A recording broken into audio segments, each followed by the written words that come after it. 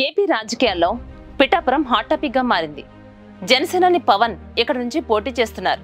2019 ఎన్నికల్లో పోటీ చేసిన 2 నియోజకవర్గాలలో పరాజయం చెందిన పవన్ ఈసారి గెలవాలనే పట్టుదలతో ఉన్నారు. ఈసారి పిఠాపురం ఎంచుకున్నారు. కానీ పవన్ గెలుపులో ఇక్కడ సామాజిక వర్గాల లెక్కలే కీలకం కానున్నాయి. తాజాగా ఎన్నికల సంఘం వెల్లడించినటువంటి లెక్కల ప్రకారం ఓట్ బ్యాంకు పైన అంచనాలు భిన్నంగా ఉన్నాయి. అయితే 2019 ఎన్నికల్లో ఇక్కడ నుంచి వైసీపీ విజయం సాధించింది.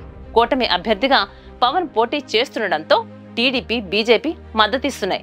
ఇక 2014 ఎన్నికల్లో ఇదే 3 పార్టీల కూటమి అభ్యర్థి వైసీపీ పైన స్వతంత్ర అభ్యర్థిగా పోటీ చేసిన వర్మ విజయం సాధించారు. ఈసారి పవన్ తాను పిఠాపురం నుంచి పోటీ చేస్తున్నట్లు ప్రకటించిన వెంటనే వర్మ మద్దతుదారులు ఆందోళనకు దిగారు. ఆ తర్వాత చంద్రబాబు నేరుగా వర్మతో మాట్లాడటంతో పవన్ కు మద్దతు ఇచ్చేందుకు వర్మ అంగీకరించారు. తాజాగా పవన్ కలిసి మద్దతు ప్రకటించారు. ఇక పిఠాపురంలో ఎన్నికల వేళ ఇక్కడ సామాజిక సమీకరణాలు ఆసక్తికరంగా మారుతున్నాయి. కాపు సామాజిక వర్గ ఓటర్లు ఎక్కువగా ఉండడంతో పవన్ కు గెలుపు సునాయాసమనే అభిప్రాయం వినిపిస్తోంది.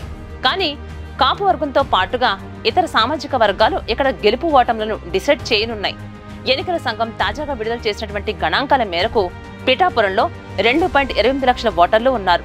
అందులో పురుషులు 1.13 లక్షలు కాగా 1.14 లక్షల మంది మహిళలు ఉన్నారు. ఇక పిఠాపురంలో 28% వరకు కాపు ఓటర్లు ఉండగా తూర్పు కాపులు కూడా 10% పైగా ఉన్నారు. 19% పైగా మాల ఓటర్లు, శెట్టి బలిజలు 10% వరకు ఉండగా చేనేతలు కూడా 10% కొంచెం అటు ఇటుగా ఉన్నారు. ఇక మత్స్యకారులు, రెడ్డి, యాదవ్ మాదిగలు గెలుపు ఓటములపై ప్రభావం చూపించనున్నారు. ఇక పిఠాపురంలో ఇప్పటికే కాపు ఉద్యమ నేత ముద్రగడ ఆపరేషన్ ప్రారంభించారు. ఇక మాజీ ఎమ్మెల్యే దొరబాబుతో పాటుగా జనసేన నుంచి తాజాగా వైసీపీలో చేరినటువంటి వారికి జగన్ కీలక బాధ్యతలు అప్పగించారు.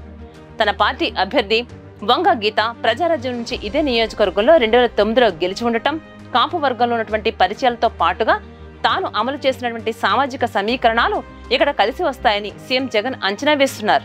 ఈ నెల 30వ తేదీ నుంచి పవన్ పిఠాపురంలో పర్యటించినారు. ఇక్కడ పూర్తిగా సామాజిక సమీకరణాలే కీలకం కావటంతో పవన్ వర్సెస్ గీతా పోరులో ఎవరి మద్దతు ఎవరికి కలిసి వస్తోందో అనేది ఇప్పుడు ఆసక్తికరంగా మారుతోంది.